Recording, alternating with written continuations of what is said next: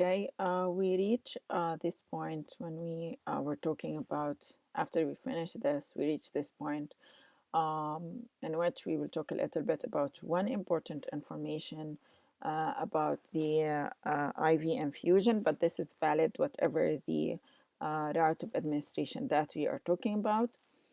So if we are usually taking the drug, or we are usually consider that we don't have any solubility problems with the drug.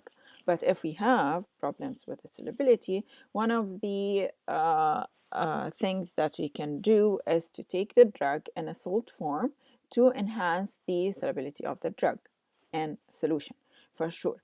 So if we consider this, we need to take what we call it the salt factor or S factor, or the correction factor. So it's either called salt factor, correction factor, salt correction factor, or just S into consideration, in which we are correcting the salt value to be equivalent to, it's equivalent, but to be the same as the parent value, as either if we are talking about infusion rate, or either if we are talking about a dose of the drug, if we are talking about IV bolus.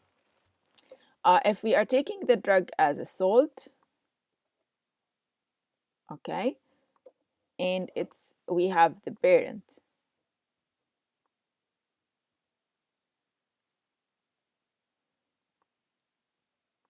okay, this is the how we take the drug, and this is the measure, it's the original drug that you have. Okay, we have this, and we take this because we want to improve the solubility of the drug. We know when you measure the concentration of the drug, it's not for this, right? It's measured for the parent drug. And when you have therapeutic effect, it's not for this, it's for your parent drug. So you need to keep this into consideration.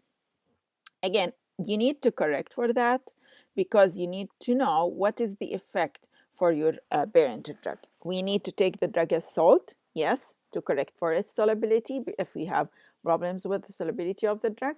But again, as the drug, the parent drug, or sometimes we call it the free acids or freebies, or the original drug as a parent, is the responsible for your effect, then I need to determine what exactly the rate that I need to use to be equivalent to that for the parent drug. Okay, and again, it's not just only for infusion, it can be for any route of administration, for any drug that is given as a salt factor. We have a lot of examples related to it. It's not for memorization, but just to know. For example, aminophylline is a salt for theophylline. And again, when we say that the salt value is 0.8 to 0.85, it means that at aminophylline, whatever the dose that we take or rate of infusion is equivalent to 80% of it, or 85% of it is equivalent to theophylline. Okay, and the same thing for the other samples. Okay, example of how or what we mean by this. If we are saying that aminophylline is 0.8 to 0.85 as a S value, or correction value, or salt value, for the theophylline, which is the parent. So this is our salt, and this is our parent drug. Okay, so if the salt value is taken as 100%, or sorry, 100 milligram as a dose, then this means that it's equivalent to 80 to 85%, 80 to 85 milligram of the drug, the parent drug. Again, because the salt value, and again, it's 100 for simplicity of calculation. If you have 100 of the parent, it means that 80 to 85% of it is equivalent to the drug, which means it's 80 to 85 milligram. Okay, if we didn't take this into consideration, and we consider the 100 milligram of the salt giving us 100 milligram of the parent, we will have around 15 to 20% error value, that we are overestimating the effect of the drug, that is not which is not right, because it's less the amount that is active, and causing the effect is less than what is administered. Okay, so we need to correct for that. How we will do that? If And this is one example that I give you the summary of what you need to do. And again, you need to do this whatsoever, if it's IV ball, if it's IV infusion, and we will just say in a minute what you need to do if it's extravascular. So if we are taking, if you know that you need an intravenous bolus dose, so we are talking about bolus and infusion rate of theophylline.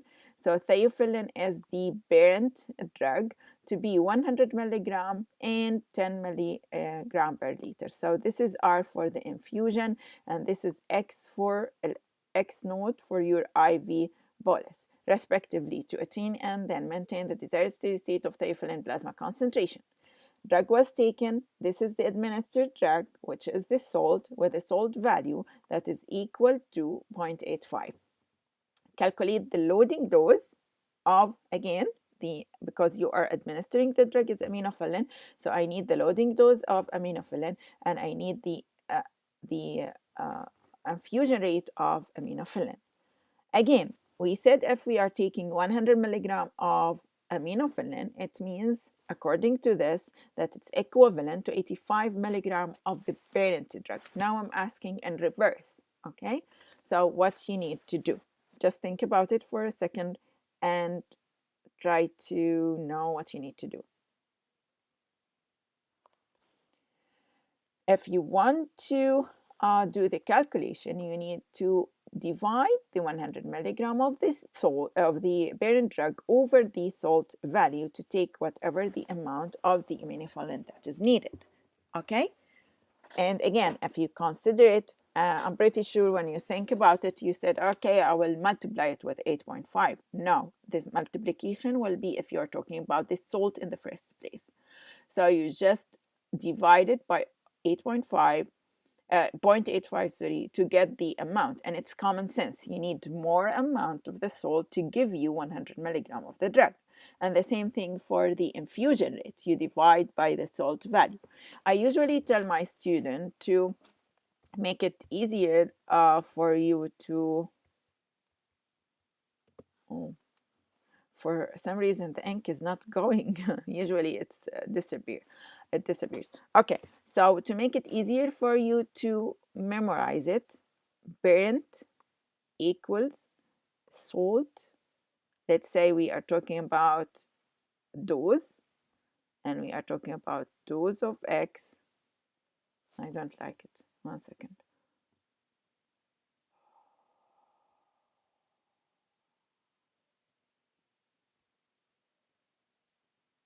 Oh.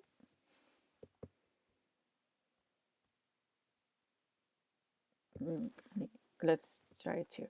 So the dose of the parent, okay, equals dose of the salt multiplied to the salt value. So just remember that